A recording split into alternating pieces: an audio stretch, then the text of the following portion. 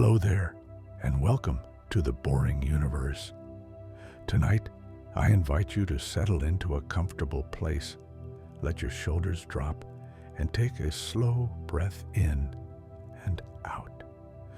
We're going to lift our eyes toward the night sky together, toward a point of light that has watched over our world for longer than memory can hold.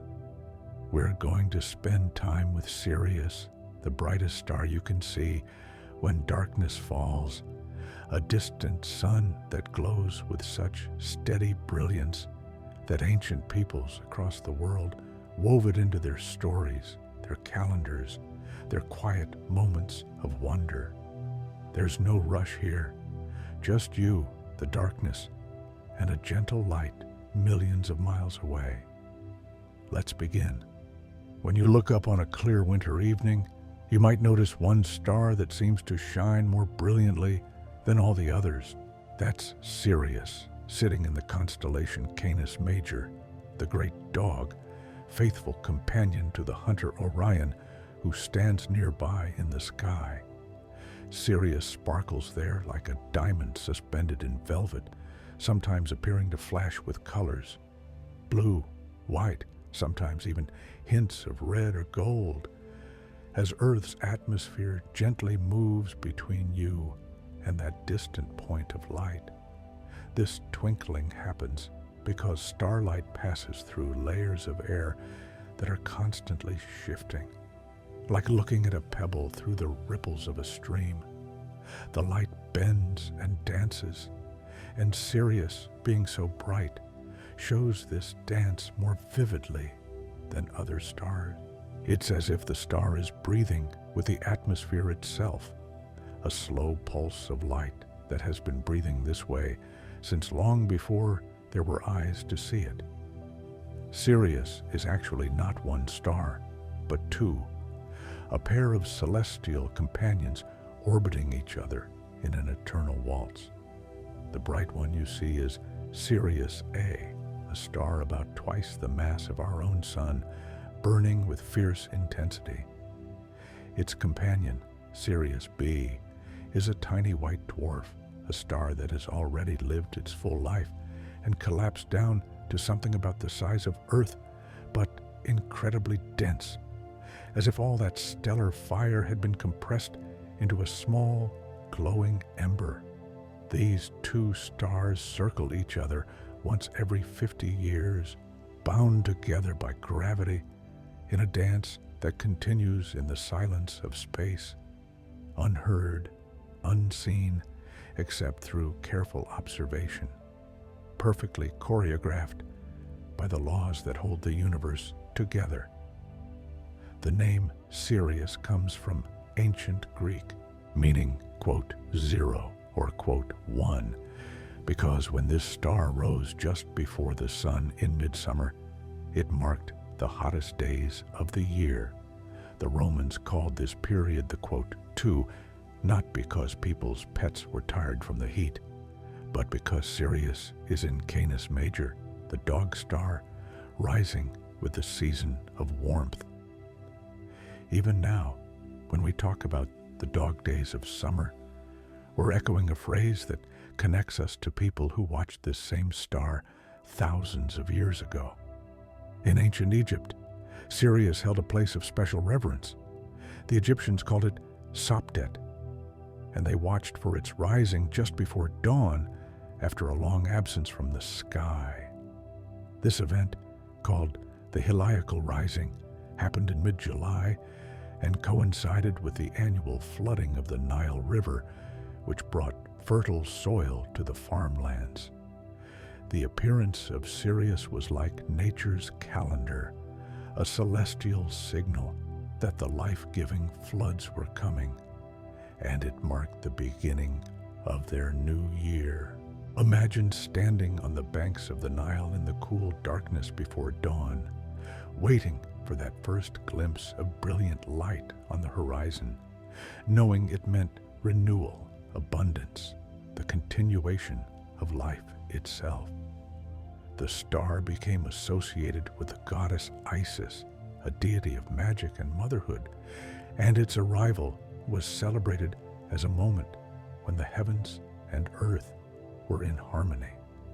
The flooding would come, the fields would drink, and the star overhead seemed to promise that this cycle would continue, steady and reliable as the turning of the seasons.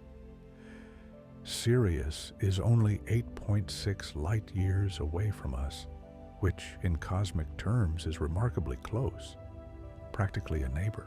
When you see its light tonight, you're seeing light that left the star just 8.5 years ago, traveling through the emptiness of space at 186,000 miles per second, crossing the vast dark to finally arrive at your eye. In a universe measured in millions and billions of light years, Sirius is almost within reach, a nearby campfire in the wilderness of night. This closeness is part of why it shines so brightly for us. It's not the most luminous star in existence. There are stars thousands of times more powerful, but because it's nearby and because it burns intensely, it outshines everything else in our night sky except the sun, moon, and a few planets.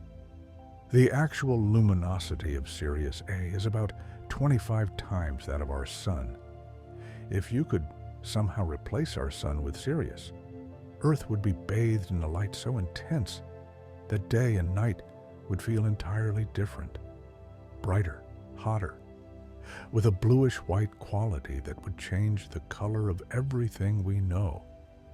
But of course, from where Sirius actually sits, it's just a point of light, beautiful precisely because of the distance, a reminder that brightness can reach us across vast emptiness.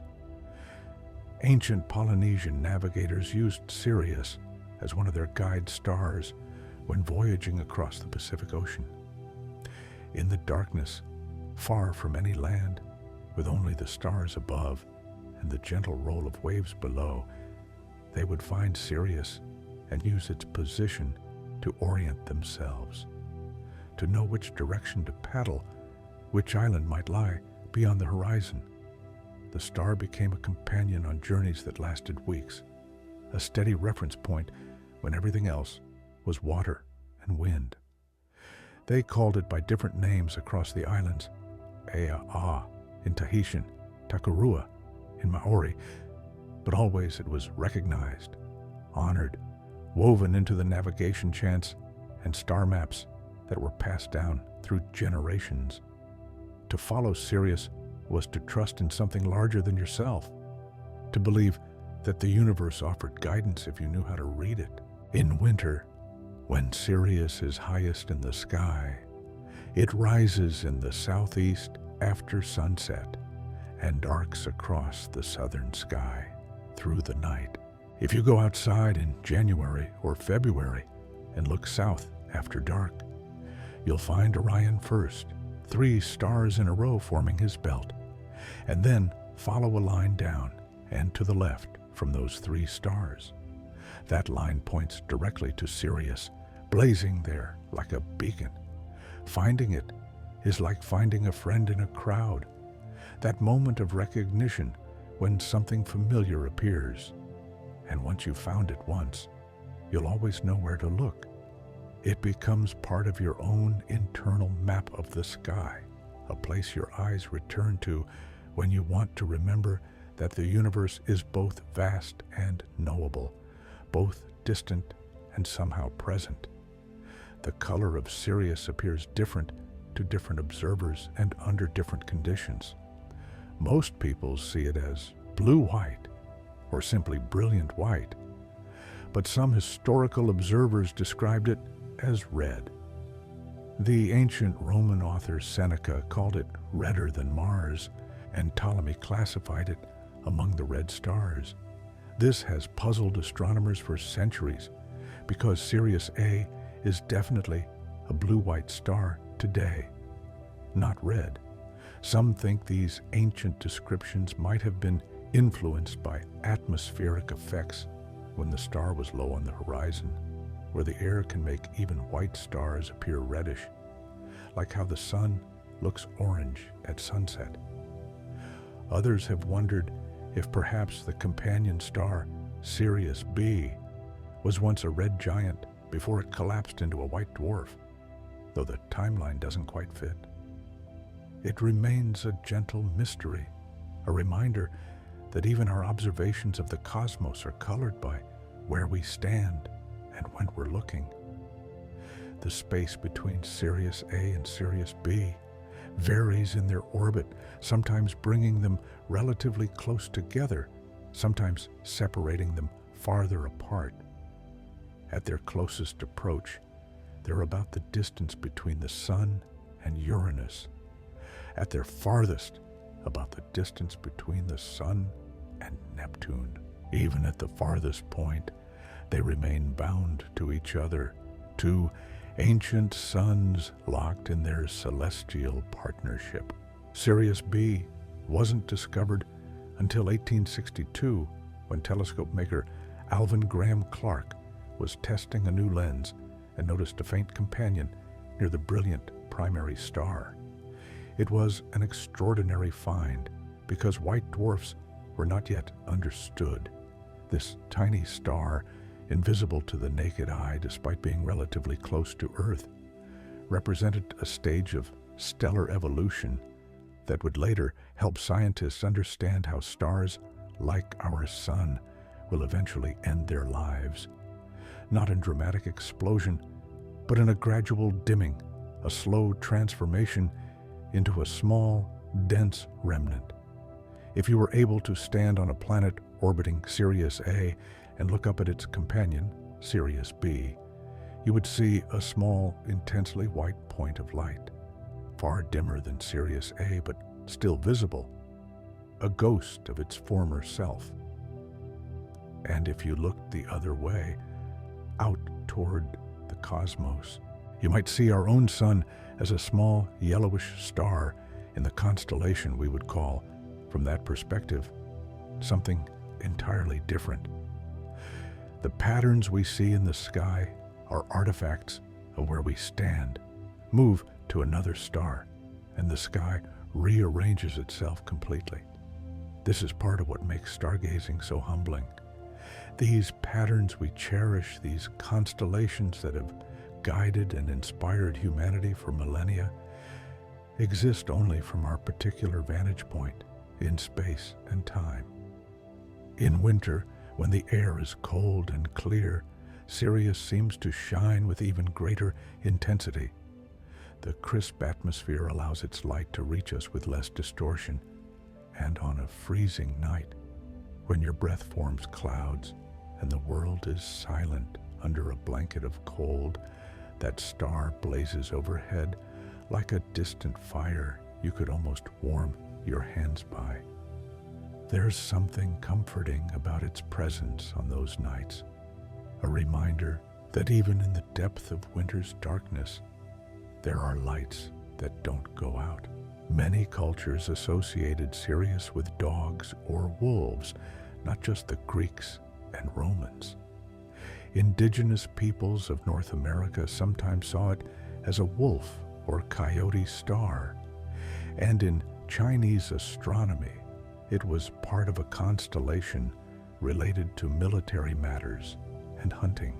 The connection between this bright star and animals seems almost universal, perhaps because its brilliant rising coincided with times of hunting season, or because its flickering reminded observers of a watchful animal's eyes in the darkness.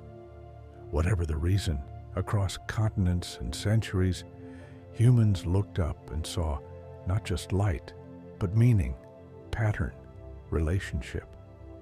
The brightness of Sirius has made it a natural target for observation throughout history. Ancient astronomers used it to refine their understanding of the heavens, and modern astronomers continue to study it with instruments that can analyze its light in extraordinary detail, breaking it down into spectra that reveal the star's composition, temperature, motion, and age. From those careful observations, scientists know that Sirius is about 200 to 300 million years old, young compared to our 4.6 billion-year-old sun, still in the vigorous prime of its stellar life. In those spectra, in the fingerprints of light, you can read the star's story, what it's made of, mostly hydrogen and helium with traces of heavier elements, how hot it burns, about 9,940 degrees Celsius at its surface, compared to our sun's 5,500 degrees, how fast it spins, how it moves through space. All of this information travels to us in the light itself, encoded in wavelengths and frequencies, waiting to be read by those who know the language. Sirius is moving through space, as all stars do, following its own path through the galaxy. It's approaching our solar system at about 5.5 kilometers per second, or roughly 12,000 miles per hour. This might sound fast, but on cosmic scales, it's a gentle drift. Over the next 60,000 years or so, Sirius will continue moving closer to us, growing fractionally brighter in the sky until it reaches its closest point, about 7.8 light years away. And then it will begin to recede again, slowly dimming over the millennia that follow. By then, human civilization will have changed in ways we can't imagine, or perhaps will have changed in ways that make the concept of civilization itself unrecognizable. But Sirius will still be there, following its path through the stars, indifferent to our presence or absence, simply being what it is.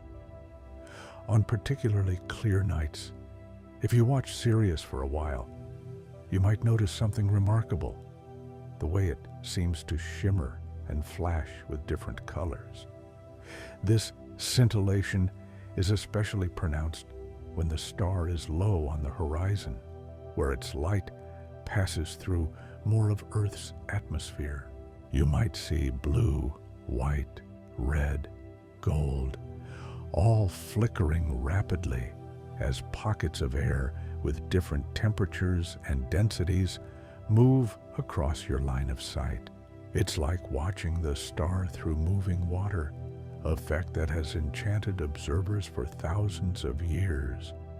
Some people have mistaken this twinkling for something more, a spacecraft perhaps, or some unusual phenomenon. But it's simply the star's light dancing through our air, a reminder that we observe the universe through a veil, through layers of gas that protect us but also color and shape what we see. The companion star, Sirius B, has a density almost beyond comprehension. A teaspoon of its material would weigh about 5 tons on Earth. This is what happens when a star exhausts its nuclear fuel and gravity crushes what remains. Electrons are pressed so tightly together that matter itself changes its nature, becoming something called electron-degenerate matter.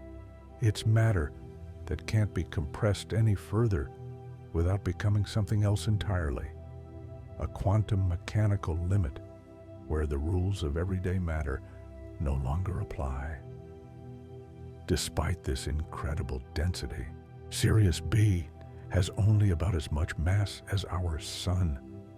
All that mass compressed into something the size of Earth. If you could somehow stand on its surface, which you couldn't because the gravity would be crushing and there's no solid surface in the way we understand it, the horizon would curve noticeably close. The sky would be different, and you'd weigh about 400,000 times more than you do on Earth. But from our safe distance, it's just a faint point of light, a companion to brilliance.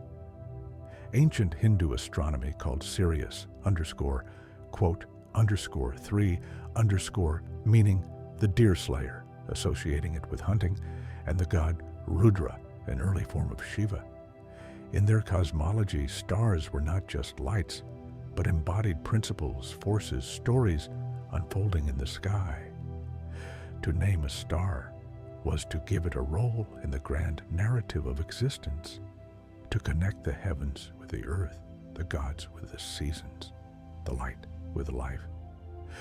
The star appears in Sanskrit texts going back thousands of years, always bright, always noted, always part of the careful observation that characterized ancient Indian astronomy, a tradition that calculated eclipses, tracked planetary motions, and developed sophisticated mathematical tools for understanding celestial mechanics. When the Hubble Space Telescope was pointed at Sirius, it was able to image both stars separately, capturing Sirius B in the glare of its much brighter companion, a technical feat that required careful planning and special techniques to block the overwhelming light of Sirius A.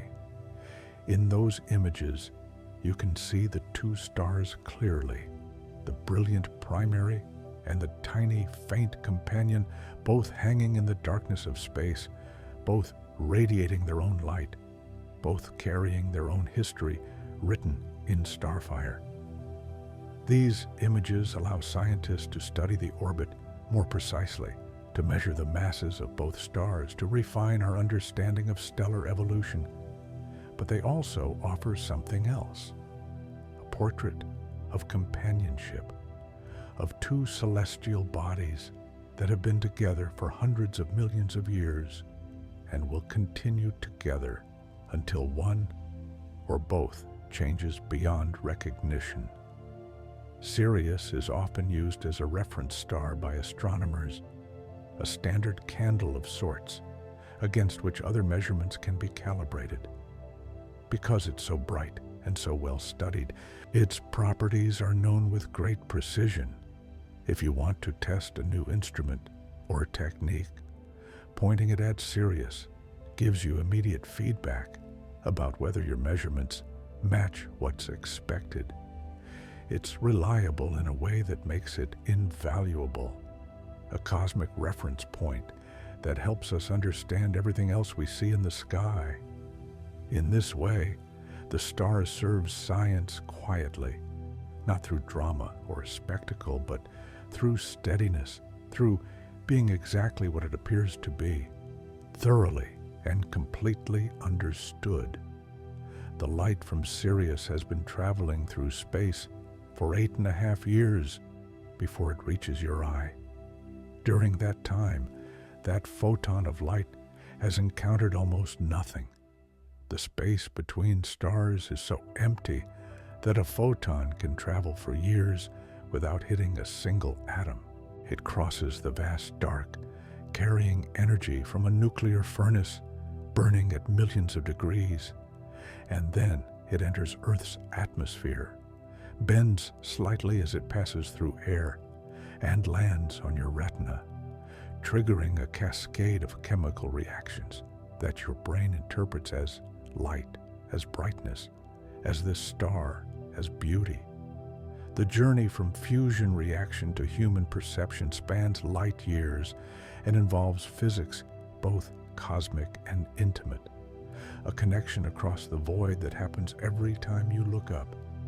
In the southern hemisphere, where Sirius appears higher in the sky and is visible for longer periods, the star has even greater prominence. For observers in places like Australia, South Africa, or Argentina, Sirius climbs nearly overhead on summer nights, dominating the sky with its brilliance.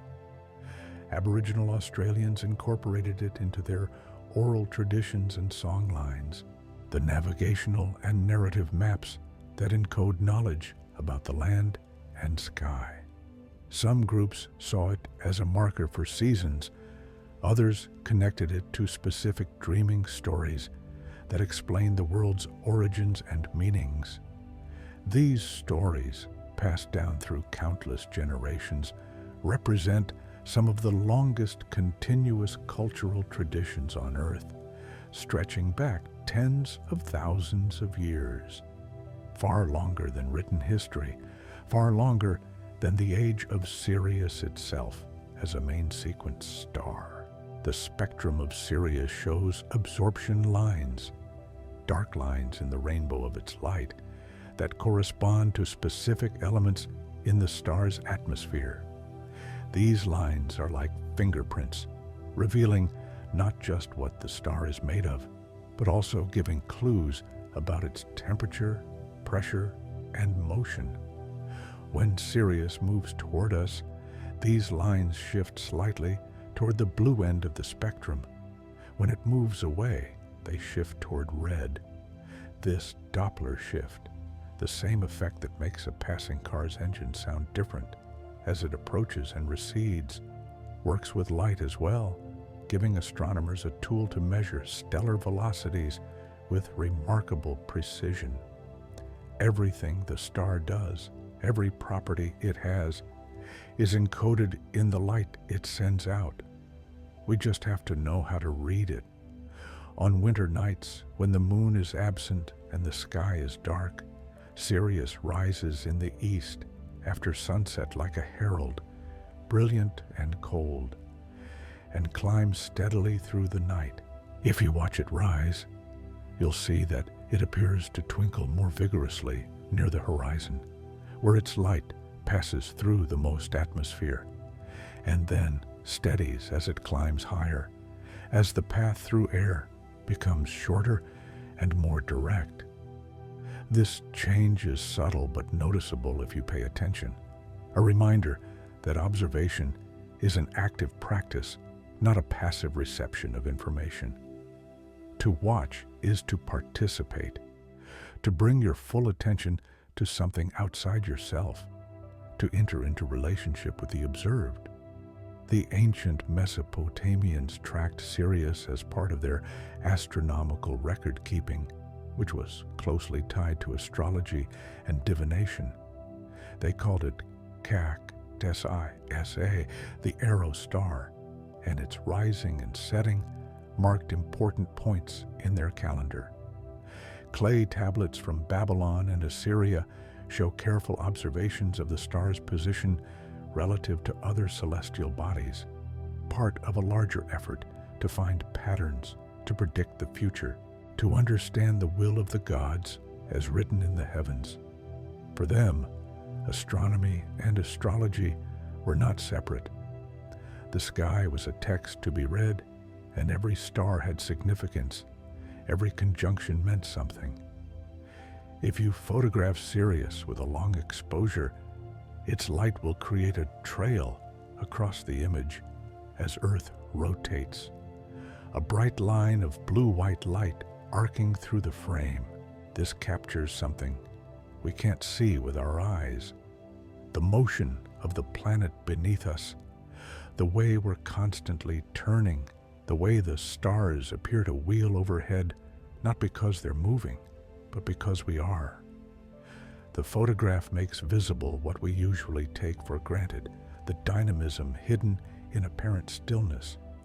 And in that trail of light is the journey of photons, the rotation of Earth, the physics of exposure and film or digital sensor, the choice of the photographer, the moment of opening and closing the shutter, all collapsed into a single luminous line. The two stars of the Sirius system orbit their common center of mass, a point in space between them called the barycenter. For Sirius, this barycenter is actually inside Sirius A because it's so much more massive than its companion. But both stars are still in motion, both orbiting this invisible point, both responding to the gravitational influence of the other. It's a dance where one partner is much larger, but both are moving, both shaped by the relationship. This is how gravity works on all scales, not one object pulling another, but two objects pulling each other, creating a shared motion, a mutual orbit, a bond that persists as long as both exist. In Norse mythology, there are references to bright stars associated with wolves and the wild hunt, and some scholars believe Sirius may have been among them. Though the connections are less clear than in Greek or Egyptian tradition, the Norse sky was populated with meanings related to their environment: the cold, the wolves, the long winters, the sudden springs. Any bright star would have been noticed, named, woven into the stories that explained why the world is the way it is, why seasons change, why life is hard and beautiful and brief. The mythology we inherit is a record of humans trying to make sense of existence, using the sky as both mirror and teacher. Sirius appears in literature and poetry across cultures, often as a symbol of brilliance, intensity, or constancy. Homer mentions it in the Iliad, comparing the shining armor of Achilles to the autumn star, bright and foreboding. Tennyson, Dante, countless others have invoked it, drawn to its visibility, its reliability, its role as the most obvious celestial body after the sun and moon. To mention Sirius is to invoke something everyone can see, a shared reference point that crosses cultures and centuries. Even now, in an age where many people rarely see stars due to light pollution, Sirius remains visible from most cities, bright enough to pierce through the urban glow, a reminder that the universe is still there, still shining, still waiting for those who look up. The temperature difference between Sirius A and our sun means that Sirius emits more of its energy in ultraviolet wavelengths, which we can't see with our eyes, but which instruments can detect. If we could see in ultraviolet, Sirius would appear even more dramatically brilliant compared to other stars. The universe is full of light we can't perceive directly: ultraviolet, infrared, radio waves, X-rays. And every wavelength tells a different story, reveals different processes, shows different aspects of reality. We see only a narrow slice of what's really there, a small window in the electromagnetic spectrum, and we call that window visible light because it's what our eyes evolved to detect. But it's not the only light, not the only truth. The brightness of Sirius makes it a useful navigational aid even today. Pilots and sailors still learn to recognize it as part of celestial navigation training, even though GPS and electronic instruments have largely replaced traditional methods. There's something valuable in knowing how to find your way by the stars, a skill that connects modern travelers to every generation that came before, to the Polynesian voyagers and Arabian sailors and Viking explorers who crossed unknowns with only the sky to guide them. To navigate by stars is to practice a kind of trust, to believe that the universe is ordered enough to guide you home. In the 1970s, when the Voyager spacecraft were being prepared for their journeys to the outer planets and beyond, engineers included a golden record, a phonograph record containing sounds and images from Earth, meant for any intelligent beings who might someday encounter the spacecraft in the distant future. Among the images was a pulsar map showing the position of our sun relative to several pulsars, allowing aliens to figure out where we are in the galaxy. Sirius, while not a pulsar, could serve a similar function. It's so bright and so close that any civilization within several dozen light years would certainly know about it, would perhaps have their own name for it, their own stories. If we ever make contact with neighbors in space, Sirius might be one of the stars we both recognize, a shared landmark in the local cosmic neighborhood. When you see Sirius in winter, it's part of a larger asterism that some people call the winter triangle, formed by Sirius, Betelgeuse in Orion, and Procyon in Canis Minor.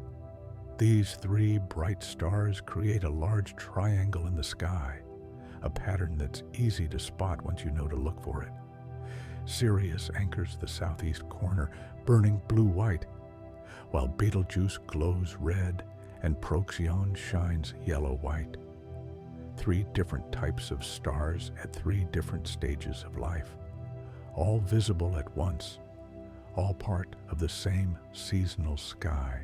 This pattern has no official astronomical significance.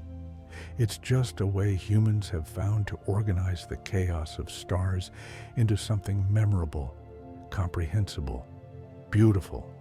The mass of Sirius A is about 2.02 times that of our Sun. Not enormously larger, but enough to mean it burns through its fuel much faster and will have a much shorter life. While our Sun will shine for about 10 billion years total, Sirius will last only about another billion years before it exhausts its hydrogen fuel and begins to expand into a red giant, eventually shedding its outer layers and leaving behind a white dwarf like its companion. The future of Sirius A is visible in Sirius B. This is what awaits it, the inevitable transformation that all stars undergo, the slow or sudden death that is also a kind of metamorphosis. Nothing in the universe stays the same forever. Even stars which seem eternal on human timescales are temporary, burning and changing and eventually ending. On a clear night, far from city lights, if you let your eyes adjust fully to the darkness, a process that takes about 20 to 30 minutes, you'll begin to see fainter stars, thousands of them, until the sky seems populated beyond counting. And still, even among all those stars, Sirius stands out. Its brightness is not subtle. It announces itself, demands attention not through effort, but simply through being what it is. There's a kind of lesson in that, maybe. That presence doesn't require striving, that some things shine simply by nature. You don't have to do anything to see Sirius. You just have to look up, and there it is, doing what it's done for millions of years. Indigenous peoples of the Arctic, including Inuit groups, recognize Sirius among the stars they use for navigation and timekeeping during the long polar nights. The star's position and rising time helped mark the progression of the year, especially important in an environment where the sun itself disappears for months at a time. In a landscape of ice and darkness, the stars became the primary way to track time, to know when to expect certain animals, when to move camp, when seasons might shift. Sirius, bright and reliable, was one of those markers, a light in the endless winter darkness. The knowledge of these patterns was crucial for survival, passed down through generations, embedded in language and story and practice. The actual distance to Sirius has been measured with extraordinary precision using parallax, the apparent shift in the star's position as Earth moves around the sun. By observing Sirius from opposite sides of Earth's orbit, 6 months apart, astronomers can detect a tiny shift in its position relative to much more distant background stars. From this shift, using simple trigonometry, the distance can be calculated. The current measurement is 8.6 light years, with an uncertainty of only about 0.04 light years. A remarkable achievement, measuring something trillions of miles away to within a few 100 billion miles. This precision is possible because the star is relatively close and because our instruments and methods have become so refined. Sirius has a proper motion. It's moving across the sky relative to background stars, and over centuries, this motion accumulates. Ancient star catalogs show Sirius in slightly different positions than we see it today, and thousands of years from now, it will have shifted noticeably again.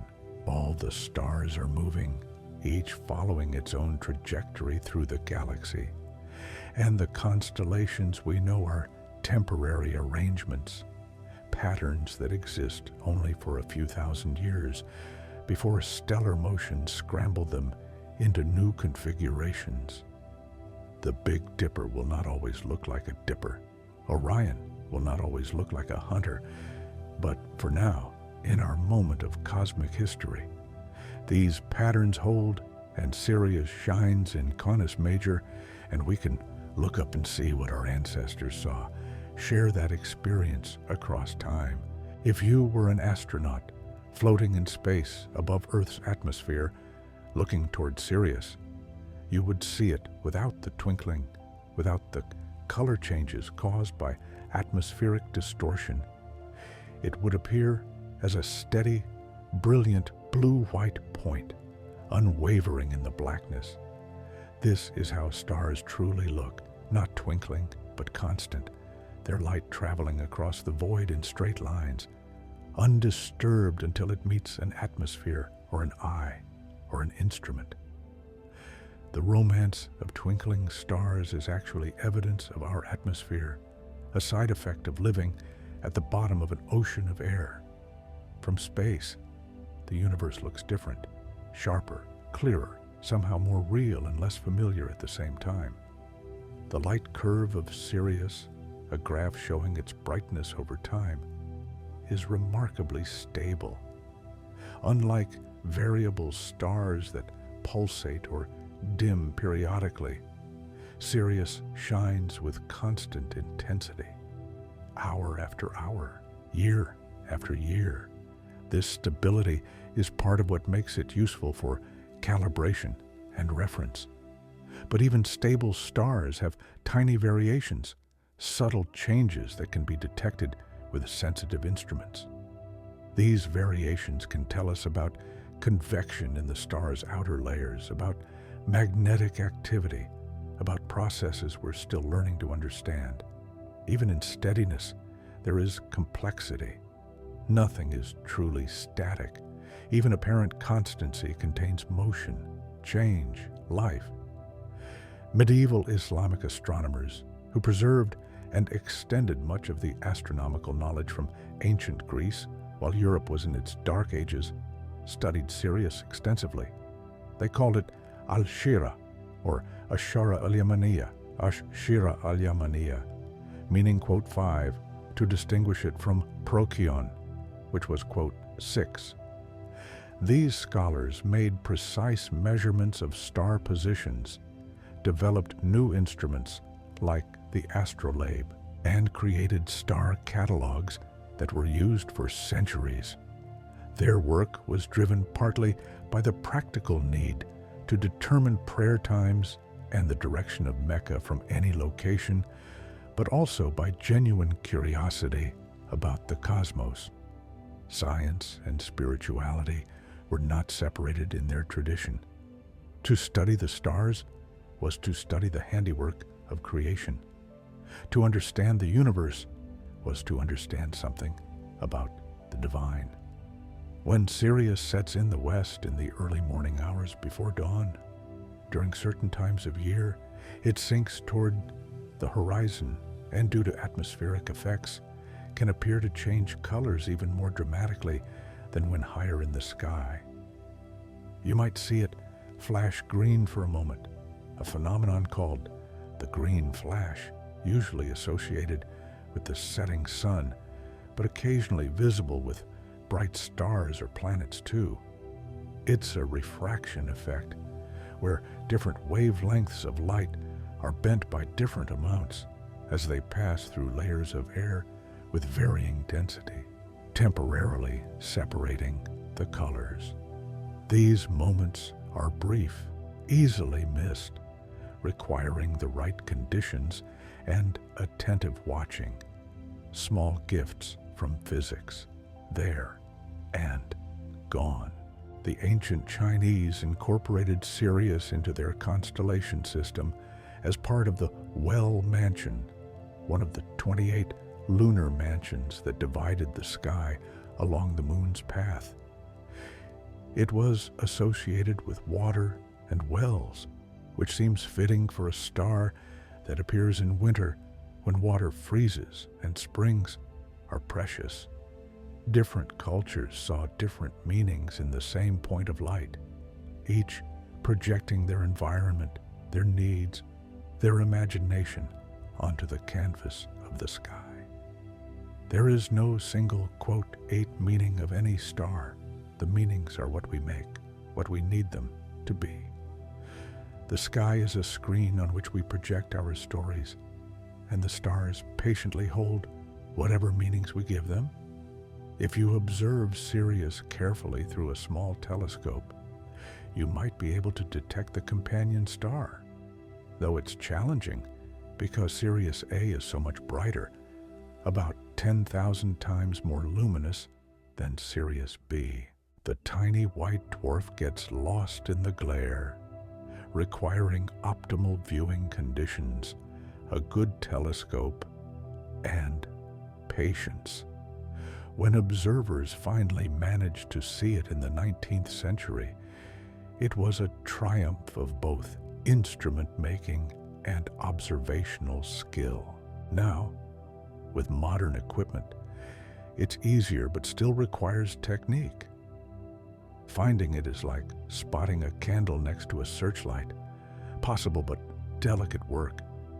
The patience required to observe the sky is part of the practice, part of what makes astronomy a discipline of attention and care.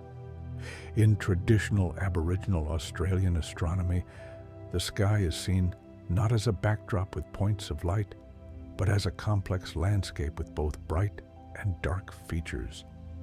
The dark patches, dust clouds that block background starlight, are as important as the stars themselves, forming shapes and patterns that tell stories.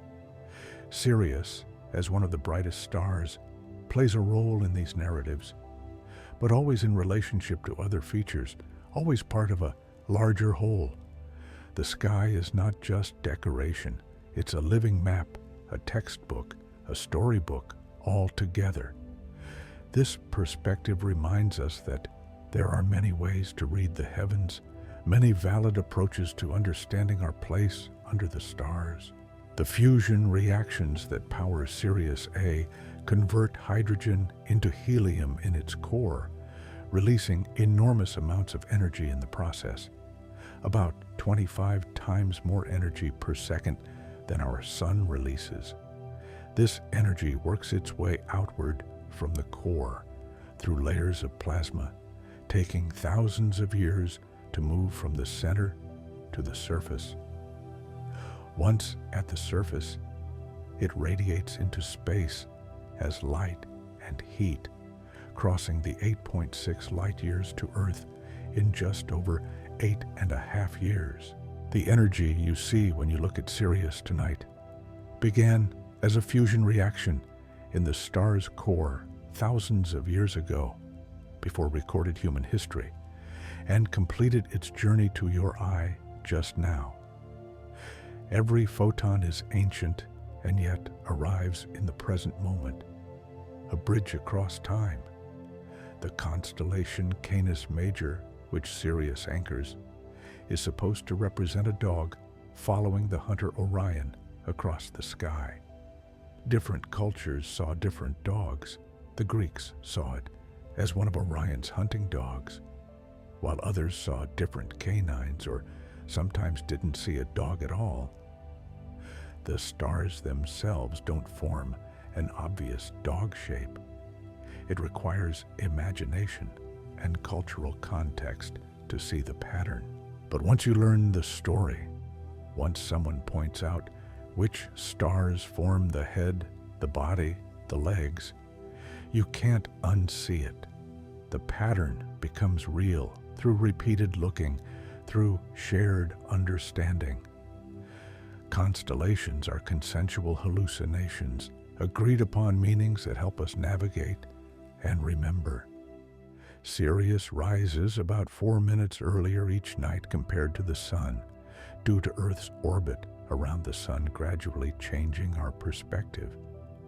This means that over the course of months, Sirius shifts its position in the sky relative to sunset, appearing earlier and earlier in the evening, until eventually it becomes visible just after dark, rather than rising in the middle of the night. Then, as months continue to pass, it rises earlier and earlier until it's rising before the sun, lost in the dawn light, invisible for a period before the cycle repeats. This motion is the same for all stars. They all participate in this slow shift, this annual progression around the sky. It's a rhythm you can learn to anticipate, like the changing angle of sunlight through your window as seasons turn. The surface gravity on Sirius A is about 30 times that of Earth, meaning that if you could somehow stand on its surface, which you couldn't because it's a ball of plasma with no solid surface, you would weigh 30 times your Earth weight. An object dropped would accelerate downward much faster than on Earth. The physics would be familiar, but extreme. The same laws operating at different scales. This intense gravity is part of what keeps the star compact, what balances the outward pressure of the fusion reactions in the core. Gravity and fusion pressure are always in balance in a stable star, a dynamic equilibrium that can last for millions or billions of years. When that balance fails, when fusion slows or stops, the star transforms, collapses, changes into something new. In some Native American traditions, Sirius and other bright winter stars were seen as hunters or animals, part of stories that explained the seasons and guided activities like hunting and planting. The Skeety Pawnee of the Great Plains had elaborate astronomical knowledge, using star positions to determine when to plant corn and when to hold ceremonies. Stars were not abstract points, but active participants in the life of the community, markers of time and meaning. The sky was integrated into life on Earth, not separated from it. This integration of sky and ground, of celestial and terrestrial, characterized most traditional cultures. The division between astronomy and daily life is a relatively modern development. When you photograph Sirius, cameras often struggle with its brightness, creating lens flares or diffraction spikes, artifacts of the optical system rather than features of the star itself. These spikes can be beautiful, creating a star-like pattern around the point of light, but they're reminders that all observation is mediated by instruments, by the tools we use to extend our senses. We never see the universe directly. We always see it through something, an atmosphere, a lens, a detector, an eye. Each medium shapes the observation, adds its own signature. Awareness of these limitations is part of scientific practice and part of humility, knowing that what we see is always partial, always filtered. The spectrum of Sirius B, the white dwarf companion, shows gravitational redshift. The light climbing out of the intense gravitational well of the collapsed star loses energy, shifting toward longer, redder wavelengths. This effect, predicted by Einstein's general relativity, is subtle but measurable. Direct evidence that gravity affects light, that massive objects warp space-time itself. When you look at the spectrum of Sirius B, you're seeing proof of relativity, confirmation that our best understanding of gravity and space-time is correct. The universe is constantly confirming or challenging our theories if we know how to look. Every observation is a test, every measurement a question asked of reality. In astrology, Sirius has been considered significant in various traditions associated with fame, honor, passion, or intensity. Whether or not one believes in astrology, the fact that this star has been considered meaningful for thousands of years across multiple cultures speaks to something about human nature, our need to find patterns, to connect the sky with our lives, to believe that the universe might care about us in some way. The stars don't care, of course. They're oblivious to human concerns, but we care about them. And that one-way relationship has shaped cultures, inspired art, guided navigation, and sparked scientific inquiry. The stars matter because we decide they matter, and that decision has consequences, creates culture, builds knowledge. On winter evenings, if you're somewhere very dark and your eyes are fully adjusted, you can see the Milky Way arcing across the sky, a river of faint light from billions of distant stars. Sirius shines in the foreground, relatively close, while behind it, the galaxy stretches out. Our local neighborhood of a few dozen light years, nested within a disk of stars 100,000 light years across. The difference in scale is almost incomprehensible, but both are visible at once. The nearby brilliance and the distant glow, the individual and the collective, the local and the cosmic. To see both is to hold multiple scales of reality in mind simultaneously, to practice a kind of spatial thinking that stretches the imagination. The orbital period of Sirius A and B, 50 years, means that patient observers can watch the two stars move relative to each other over a human lifetime. Observations made when you are young and observations made when you're old can be compared to trace out the orbit, to confirm the predictions of celestial mechanics, to see the graceful ellipse that gravity creates. This is one of the few binary star systems close enough and bright enough that amateur astronomers can actually observe the orbital motion, can participate in the same activity that professional astronomers engage in, can verify for themselves that the universe behaves according to mathematical laws. There's something profound about being able to check the math of the cosmos yourself, to confirm that the predictions match reality. Sirius appears in the Babylonian star catalog, known as MUL.APIN, which dates back to around 1000 BCE. The Babylonians were meticulous observers, tracking the motions of stars and planets with impressive accuracy despite having no telescopes, only careful eyes and decades of patient observation.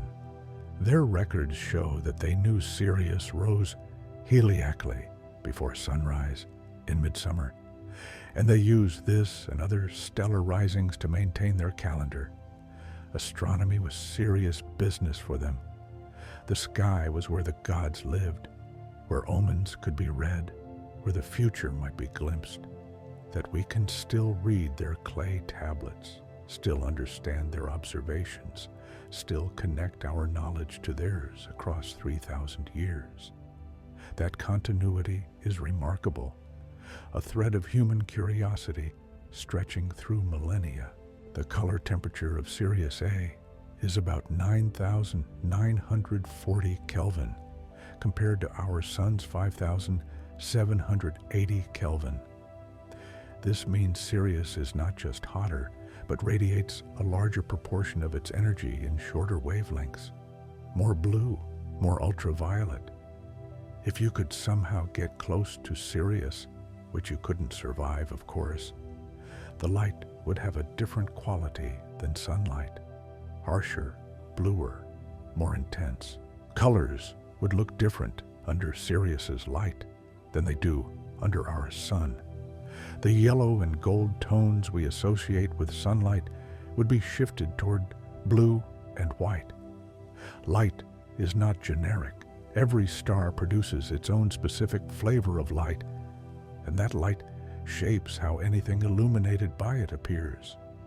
When the Parker Solar Probe, humanity's closest approach to a star, was diving into the sun's corona, experiencing temperatures of millions of degrees and radiation beyond anything we can create on Earth, Sirius was shining steadily in the distant background, unchanged by our achievements, indifferent to our curiosity. There's something humbling about that. We can build extraordinary machines, can touch the sun itself, and yet most of the universe remains unreachable, observable only from afar. Sirius will never feel the touch of human instruments, will never be visited by our probes. It exists in its own space, sovereign and untouchable. Perhaps that distance is part of what makes stars sacred. Their beauty we can never possess, only appreciate. In Taoism and traditional Chinese philosophy, there was an understanding that the cosmos operated according to patterns and principles that could be observed and harmonized with, but not fully controlled. Stars like Sirius were part of this cosmic order, markers in the eternal cycles of heaven and earth. To live in accordance with these patterns was considered wise, while to fight against them was futile. The stars represented constancy and change together, constant in their existence, changing in their positions and relationships. This paradox of permanence and impermanence was central to the philosophy. The sky taught lessons about acceptance, about working with natural rhythms rather than against them. If you observe Sirius rising over an ocean horizon on a winter night, you might see its light reflected on the water, creating a vertical column of light that seems to connect the star to Earth, a bridge of shimmering brilliance. This effect is purely optical, caused by the reflection on the rippled surface, but it feels significant, like a connection between worlds, between the celestial and the terrestrial. Ancient peoples might have seen omens in such sights, messages from the gods written in light and water. We know better now, understand the physics, but the beauty remains. Understanding doesn't diminish wonder if we let it accompany rather than replace the experience. The escape velocity from the surface of Sirius A, the speed you'd need to travel to escape its gravity, is about 180 kilometers per second compared to Earth's 11 kilometers per second. This is fast enough to cross the United States in about 15 seconds. Light itself moves at 300,000 kilometers per second. So even from Sirius's intense gravity, light escapes easily. But for anything with mass, breaking free would require enormous energy. The star holds itself together through gravity, and anything that gets close enough falls in, becomes part of the star or orbits it, bound by that invisible force. Gravity is weak compared to other forces. It takes an entire planet to hold us down, but it has infinite range and can't be shielded against, so on cosmic scales, it dominates. In Persian astronomy and astrology, Sirius was called Tyr or Tishtraya and was associated with rain, and the star Tishtraya was sometimes depicted as a white horse. In Persian mythology, Tishtraya battled with Apaosha, a demon of drought, and the victory of the star brought the rains that made life possible. This connection between a celestial body and weather, between the sky and agricultural prosperity, was common in many traditions. The sky wasn't just beautiful or interesting, it was directly relevant to survival. When the star appeared at certain times, the rains came. Whether one caused the other or they simply coincided didn't matter as much as the reliable correlation. Pattern recognition is one of humanity's great strengths, even when we don't understand the underlying mechanisms. The rotation period of Sirius A, how fast the star spins on its axis, is about 16 kilometers per second at the equator. This is much faster than our Sun, which rotates at about 2 kilometers per second. This rapid rotation is typical for hotter, more massive stars. The spin affects the star's shape slightly, causing a mild equatorial bulge, though not enough to be visible in our observations. It also affects the star's magnetic field and the circulation patterns in its outer layers. Everything in the universe spins, planets, stars, galaxies, because angular momentum from the original collapse of gas clouds is conserved, transferred from larger to smaller structures, never lost. Spin is fundamental, a memory of origins written into motion.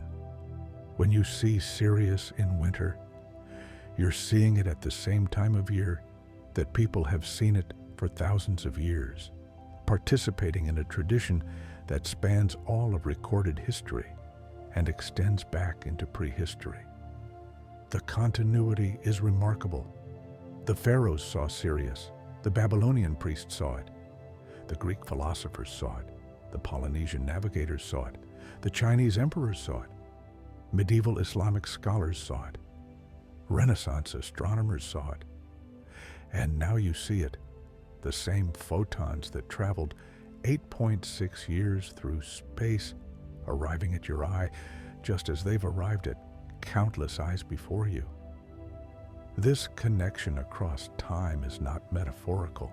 You are literally seeing the same thing they saw, experiencing the same light. The mass luminosity relationship for main sequence stars predicts that a star twice the mass of the Sun should be about 11 times more luminous. Sirius A, at 2.02 solar masses, is about 25 times more luminous than the Sun, which is actually higher than the simple relationship predicts. This is because the relationship isn't perfectly linear, and also because Sirius is slightly more massive, and therefore in a slightly different regime of stellar physics. These small deviations from simple models are clues to deeper understanding, reminders that the universe is more complex than our first approximations, that every detail matters.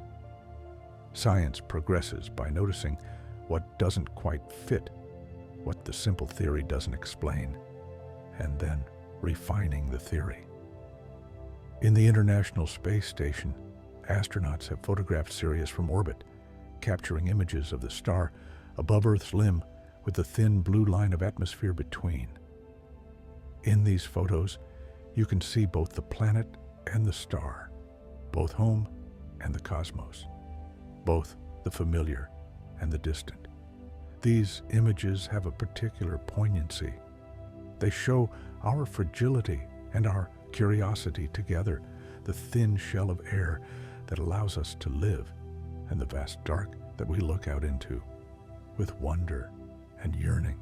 Sirius in these images is just a point of light, but it represents all the stars, all the possibility, all the questions we haven't yet answered. We're a species that looks up, that wonders what's out there, that builds machines to extend our senses and our reach.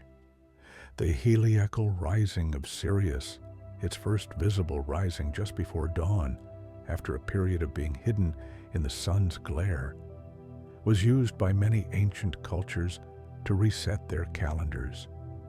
The Egyptians based their civil calendar on this event, which occurred around July 19th in their time. The date has shifted due to precession of the equinoxes. This gave them a year of approximately 365.25 days, remarkably accurate for a Bronze Age civilization. They knew that when Sirius appeared on the eastern horizon just before the sun, the Nile would soon flood and the agricultural year would begin anew. The star was a clock, a calendar, a promise of renewal.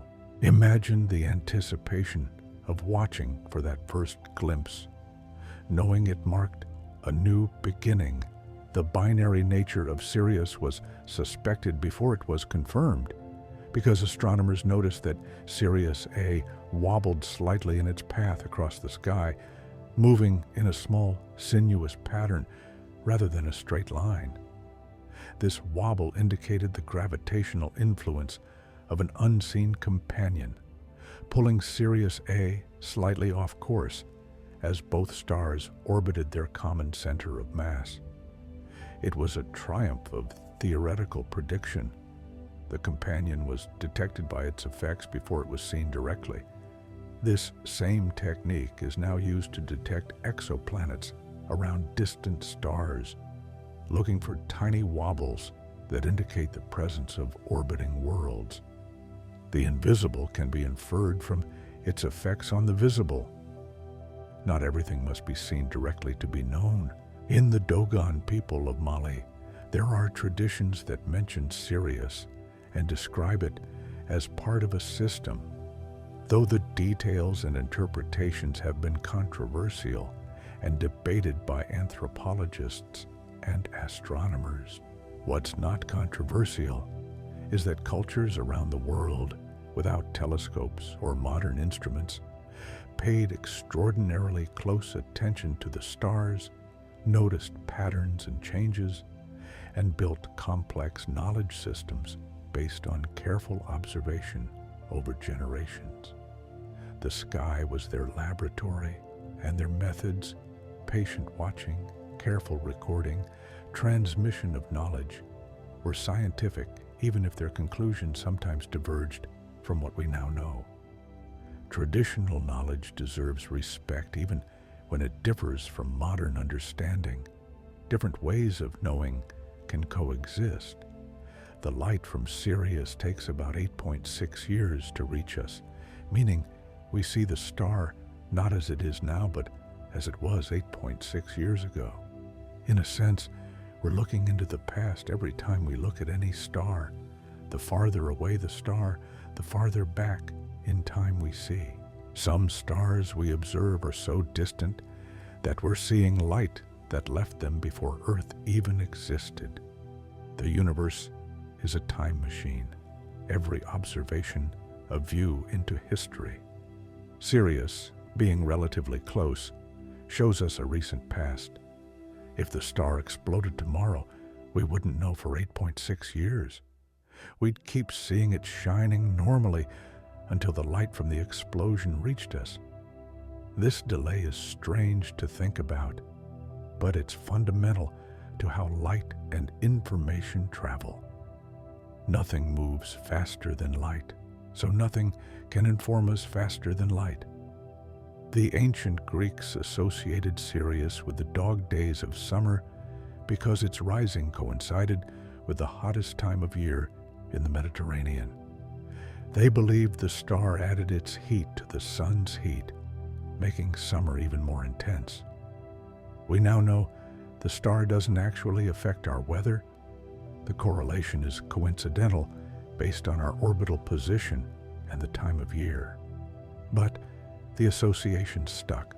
The dog days remains in our language, a fossil phrase carrying ancient starlight, a reminder that language preserves history, freezes old observations into words we still use today. Every word is a story, every phrase a relic. If you calculate the actual temperature range across Sirius A's surface, you'd find it's not perfectly uniform. The equator, spinning faster, bulges slightly and is slightly cooler than the poles due to the physics of rotating bodies. Sunspots and magnetic activity create local variations. Convection cells bring hotter material up in some places and cooler material down in others. creating a dynamic surface that's constantly changing, though these changes are too small and distant for us to see in detail. The star is not a simple sphere of uniform light, but a complex, dynamic system with weather of sorts, with structure and activity. Every star, like every planet, is a world of its own, unique and complicated. The mythology and cultural significance of Sirius is vast, too much to capture completely. From the Aboriginal Australians to the Inuit, from the ancient Egyptians to the medieval Islamic scholars, from the Greeks to the Chinese, from the Norse to the Polynesians, cultures separated by thousands of miles and thousands of years, all looked up and saw this star and found it significant. This universality speaks to something fundamental. Humans everywhere wonder about the sky, try to understand it, find meaning in it. The specific meanings vary, but the impulse to look up and ask, "What is that?" seems to be part of what makes us human. We are the species that names the stars, that tells stories about them, that measures their distance and composition, and tries to understand their life cycles. When twin spacecraft Voyager 1 and Voyager 2 left our solar system and entered interstellar space, they began traveling through the very thin gas that exists between stars, the interstellar medium. That gas exists between us and Sirius too, and although it's incredibly sparse, better vacuum than anything we can create on Earth, it's not completely empty. About 1 atom per cubic centimeter, mostly hydrogen with traces of other elements. Light from Sirius passes through this medium, and sensitive observations can detect the absorption lines from these atoms, telling us about the composition and conditions of interstellar space. The distance between stars is not nothing. It's filled with gas, dust, magnetic fields, cosmic rays, all at incredibly low densities, but all real, all part of the universe's structure. Even the emptiest spaces are part of the whole, playing their role in the cosmic ecology. The lifetime of Sirius on the main sequence, the phase where it's fusing hydrogen into helium in its core, is about 1 billion years total. It's already used up about 200 to 300 million of those years, meaning it has perhaps 700 to 800 million years left before major changes begin. That seems like forever on human scales, but it's a brief moment in cosmic time.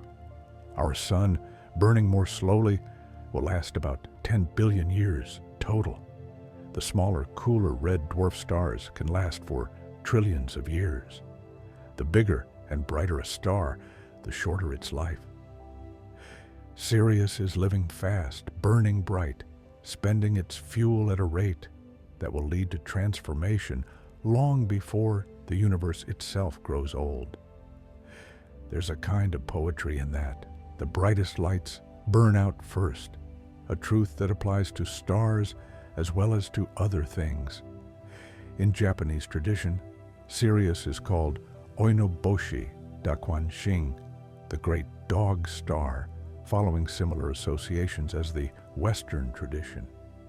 The Japanese also had their own indigenous star lore before the importation of Chinese and Western astronomy, including names and stories for bright stars that connected them to agricultural cycles, seasonal markers, and mythology.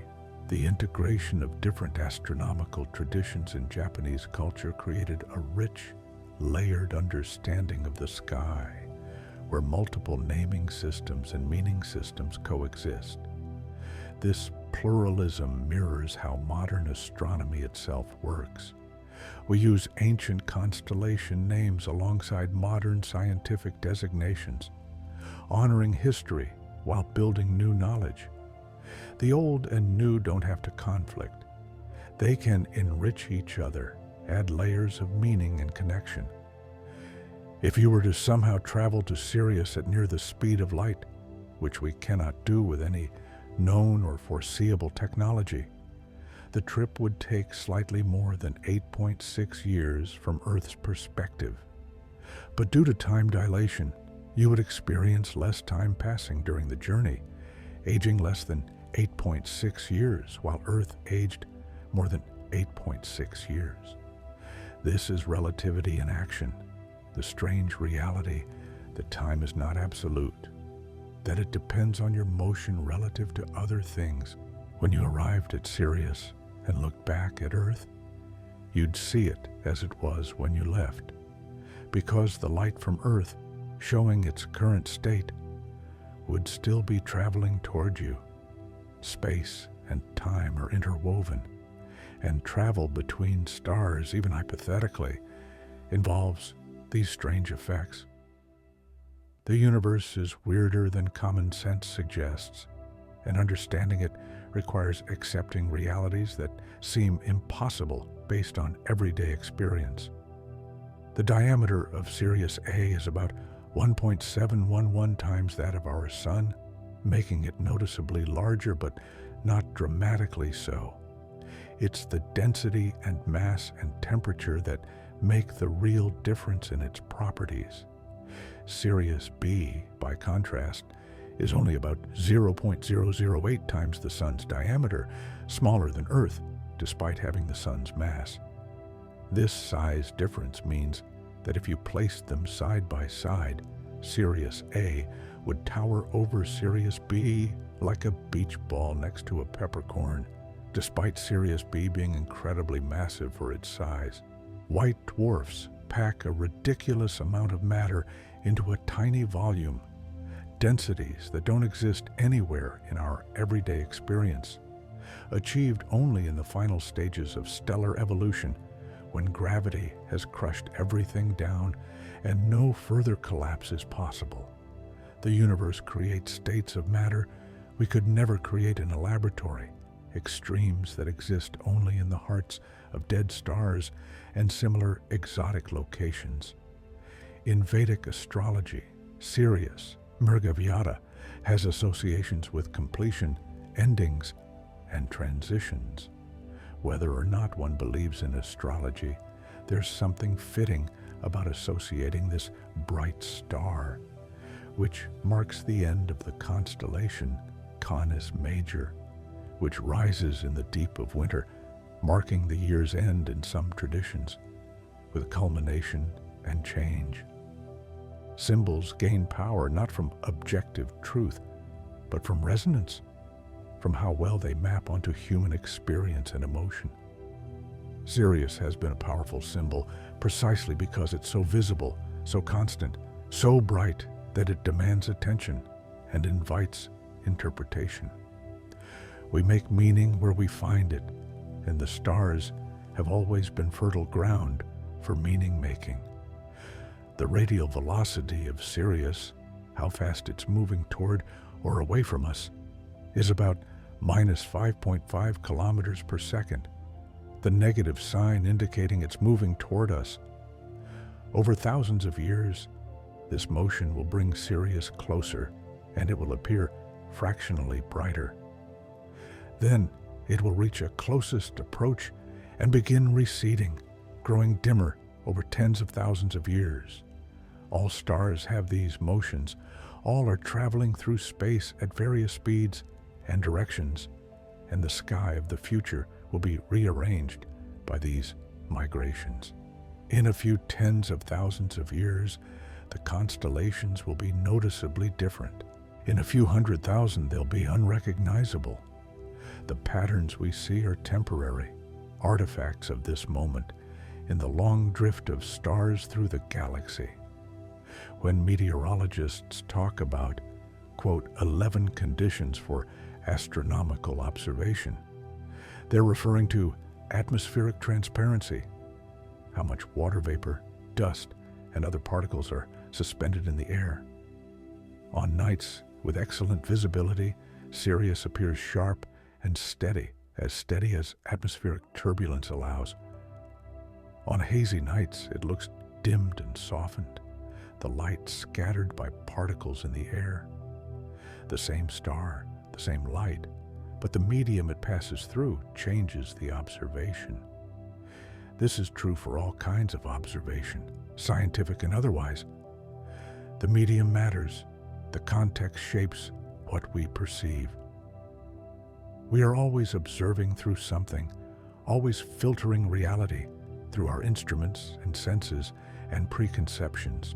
The metallicity of Sirius, the proportion of elements heavier than hydrogen and helium, is slightly higher than our sun's, meaning it formed from gas that had been enriched by previous generations of stars.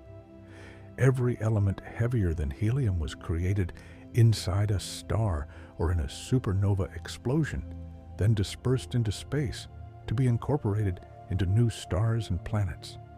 The iron in your blood, the calcium in your bones, the oxygen you breathe, all of it was created in stars, then scattered when those stars died.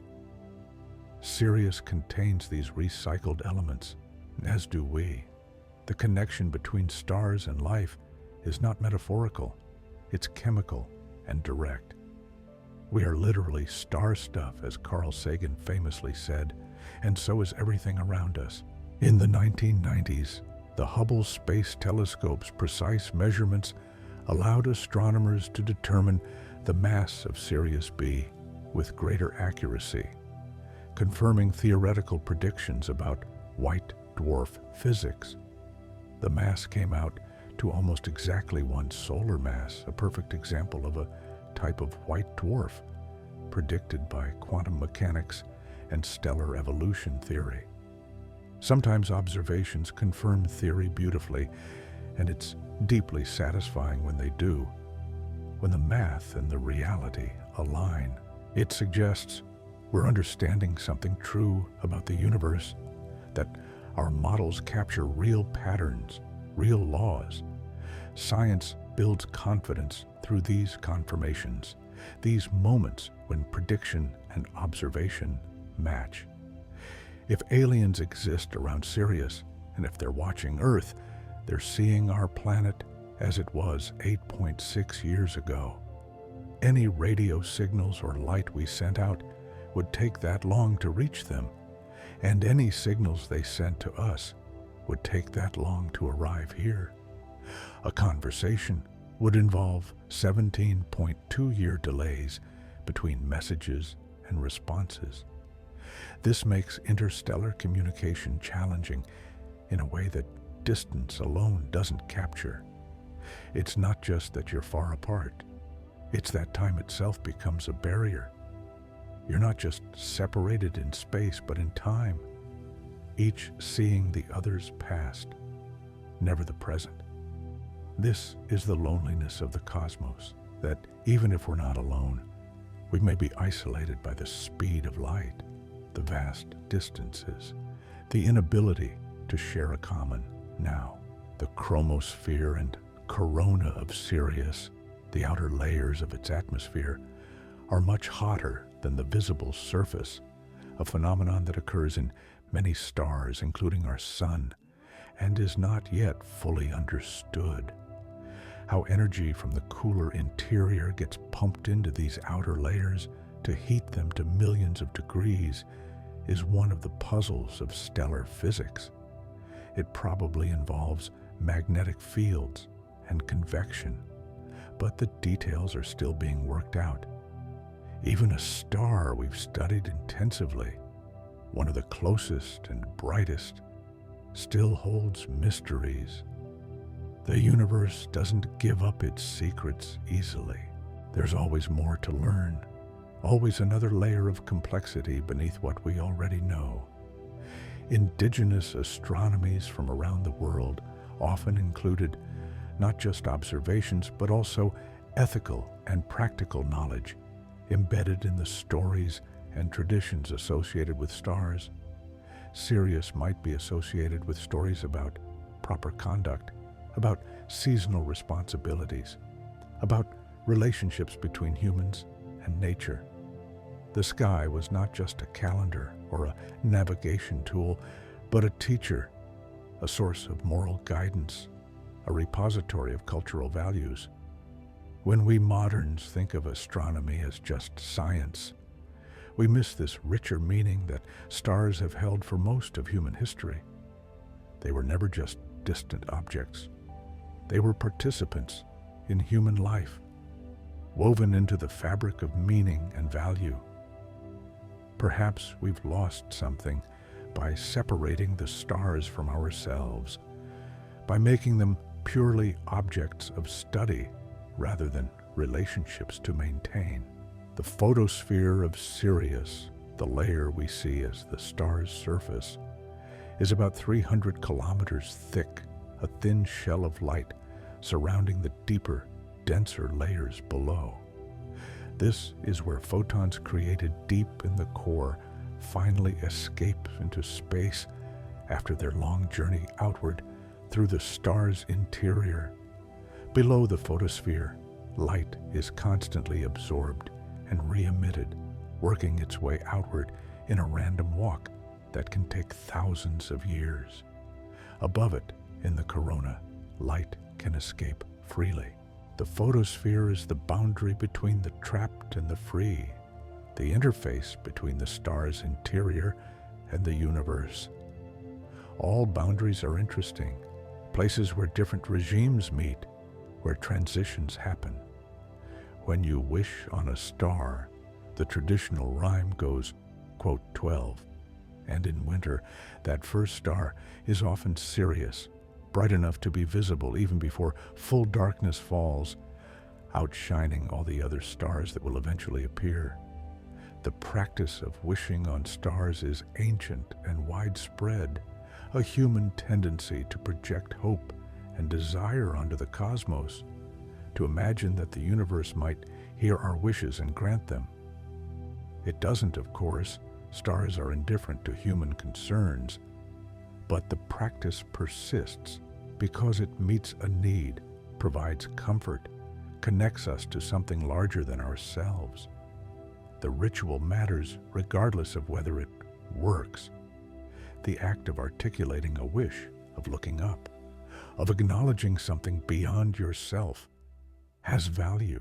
The absolute magnitude of Sirius, how bright it would appear if it were placed at a standard distance of 10 parsecs, 32.6 light years from Earth, is about plus 1.42. This is actually less bright than it appears in our sky, where its apparent magnitude is minus 1.46. The star looks brighter than it should, precisely because it's so close to us. If Sirius were as far away as many other stars, it would be an unremarkable point of light, perhaps not even visible to the naked eye. Its prominence is partly intrinsic brightness, partly proximity. This is true for reputations and apparent importance in general. Visibility depends on both intensity and distance, on both how bright something is and how close we are to it. Perspective shapes perception in astronomy as in life. The effective temperature of Sirius A, the temperature you would calculate based on its luminosity and size, assuming it radiates like a perfect black body, is about 9,940 Kelvin. This is hot enough that the peak emission is in the blue part of the spectrum, giving the star its blue-white color. Our sun peaks in the green part of the spectrum, though we see it as white because it emits a broad range of colors, while cooler stars peak in the red or even infrared. Temperature determines color for stars, a simple relationship that tells us something fundamental just from looking. Hot stars are blue, cool stars are red, and everything in between spans the rainbow. Color is information. The universe is constantly telling us about itself if we know how to read the signs. In Australian Aboriginal traditions of the Western Desert, stars were often grouped into families or associations based on their brightness, position, or time of appearance. Sirius, as one of the brightest, would typically play a significant role, perhaps representing an important ancestor or creation figure. These stories were not merely entertainment, but served as memory devices, ways of encoding practical knowledge about seasons, water sources, animal behavior, and navigation. The sky was a map, a calendar, a textbook, and a storybook all at once. Learning to read it was part of becoming an adult, part of cultural transmission. Oral cultures developed sophisticated techniques for preserving knowledge without writing, and the sky was one of their libraries. The equation of state for matter inside Sirius B, the relationship between pressure, density, and temperature, is dominated by electron degeneracy, a quantum mechanical effect where electrons resist being compressed into the same quantum state. This creates a pressure that doesn't depend on temperature in the usual way, which is why white dwarfs can be incredibly dense and hot, but stable, not collapsing further despite having no nuclear fusion to support them. The quantum nature of reality, which seems strange and abstract in physics classes, becomes vital in extreme environments like the interiors of white dwarfs. Quantum mechanics isn't just theory, it's what keeps dead stars from collapsing into black holes. The very small and the very large are connected. The physics of electrons determines the fate of stars.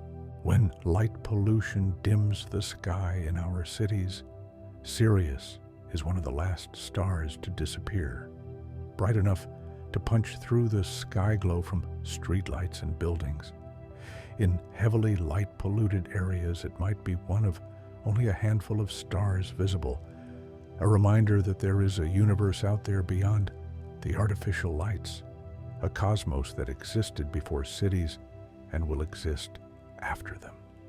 The loss of dark skies is a kind of cultural tragedy, severing our connection to something humans have always known: the stars, the Milky Way, the vast depth of the night sky.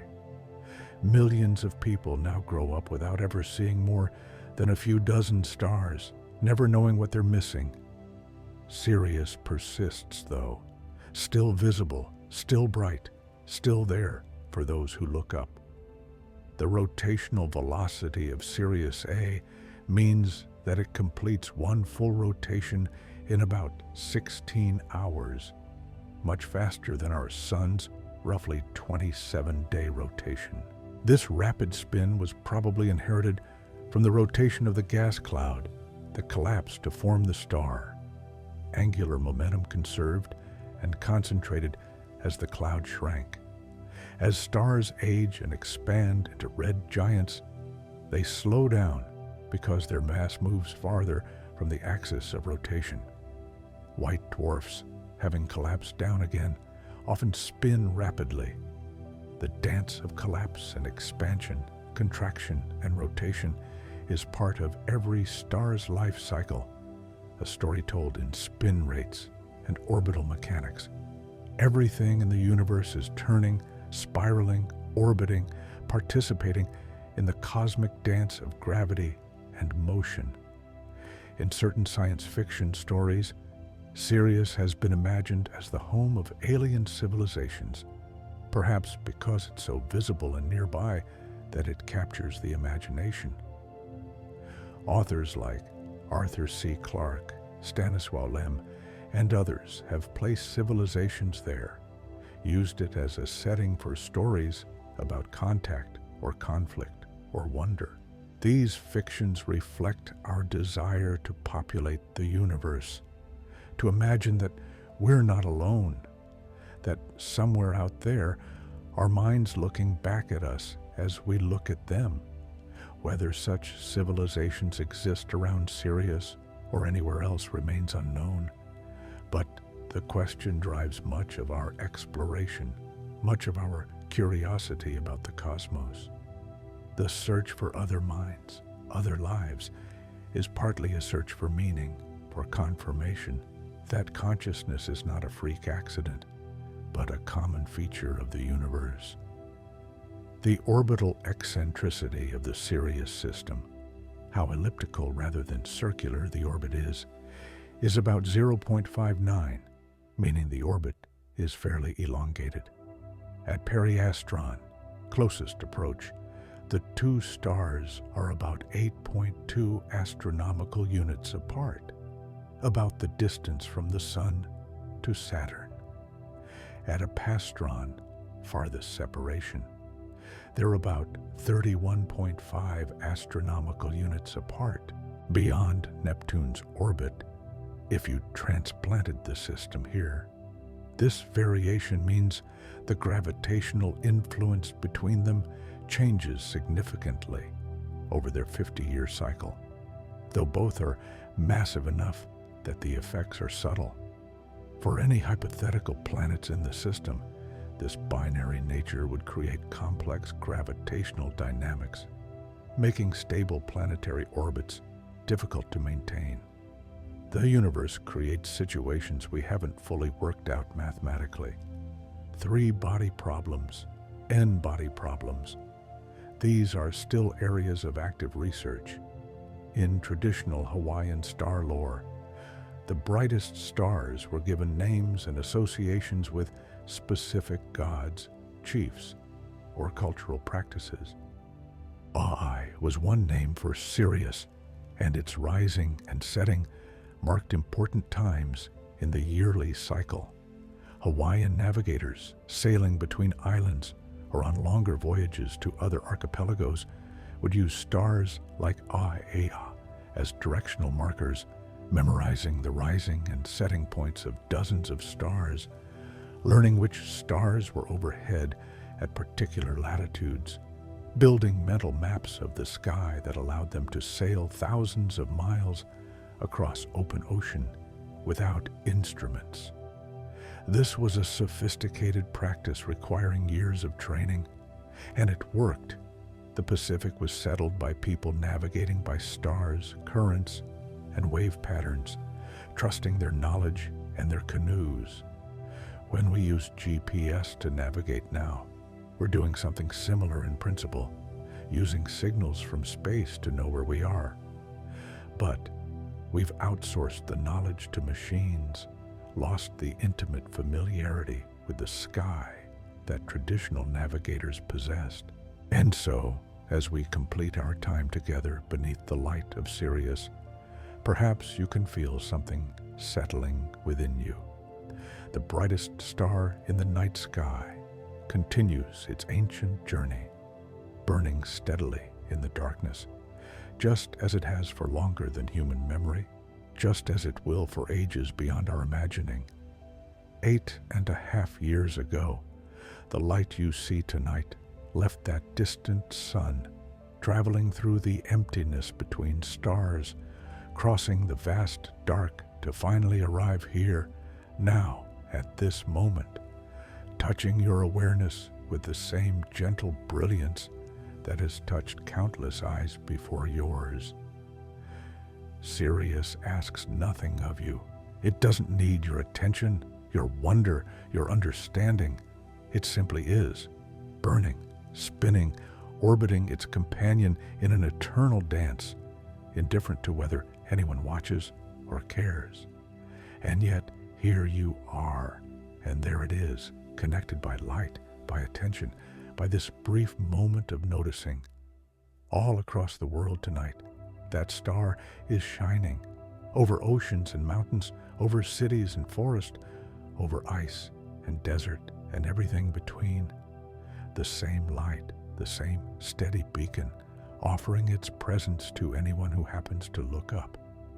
You don't need to remember everything we've explored together, the facts and figures, the distances and temperatures, the stories from ancient cultures. These are just ways of approaching something that exists beyond words, beyond measurement. The star itself remains simple and brilliant, requiring no explanation, perfect as it is. So let yourself rest now. Let your breathing slow and deepen. Feel the gentle weight of your body wherever you are, however you're resting. The universe is vast and you are small, and both of these things are exactly as they should be. Sirius will still be there tomorrow night and the night after, faithful in its rising and setting, patient in its burning. You can return to it whenever you wish, whenever you need a reminder that there are lights that don't go out, that beauty can be constant, that the universe holds wonders that simply shine, asking nothing, offering everything. Close your eyes if you wish. Let the darkness be soft around you. Let yourself drift into whatever rest you need. The stars will keep their watch, and you are safe here beneath their gentle light. Good night.